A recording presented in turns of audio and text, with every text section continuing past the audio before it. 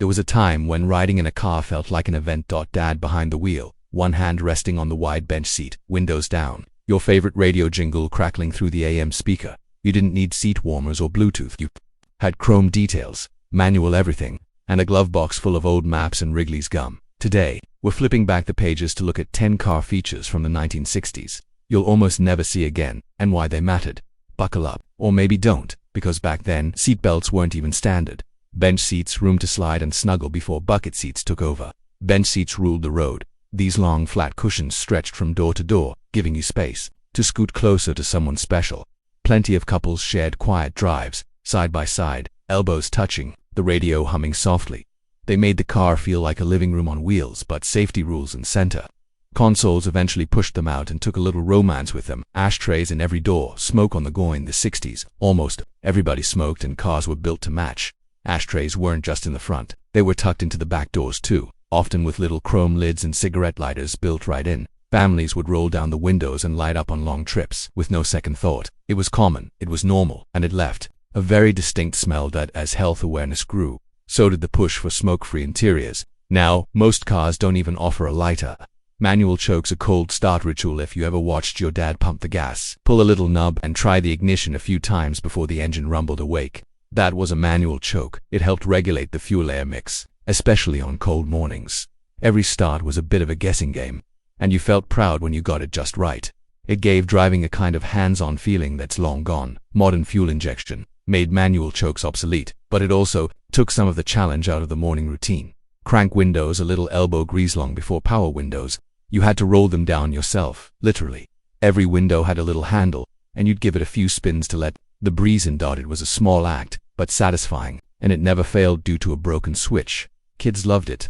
To a simple way to feel in control from the back seat. Now, it's rare to find a crank window anywhere, except maybe in a dusty old pickup or a project car in someone's barn, floor-mounted. Dimmer switch, tap with your toe wand to dim the headlights in a 60s car. You didn't touch the steering wheel. You tapped your left foot on a little silver button on the floor, just like hitting a bass drum. It was easy, fast, and somehow made you feel more connected to the car. But as interiors became more streamlined, the dimmer moved to the stalk behind the wheel. Practical, sure, but it lost that cool little quirk drivers used to love. Chrome. Everything shined like a star, from bumpers to dashboards to hood ornaments. Chrome was the signature of style. Cars gleamed under the sun like they were made for Hollywood, and in a way, they were. Even the interiors had chrome accents that caught the light just right.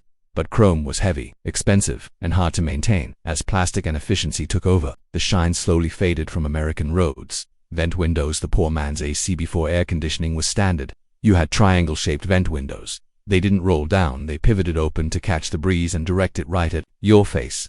On a hot summer day, that little wing of glass felt like magic, and unlike a seat, it didn't cost a dime in gas. But seals wore out, and designs got sleeker, and so the vent window vanished. Column shifters reached for the wheel, shifted with style in many 60s cars. The gear shift wasn't on the floor, it was up on the steering column. It left the floor open and gave the front seat a clean, spacious look. Sliding the shifter into D had a satisfying clunk that echoed through the cabin for years. It was the signature of American sedans. Now, between consoles and electronic shifters, the column shift has all but disappeared, and pulled parking brakes like setting a trap instead of a button or a pedal. Old cars often had a hand-pull parking brake, a long handle you'd yank from under the dash. That it felt solid and mechanical, like cocking a giant lever into place.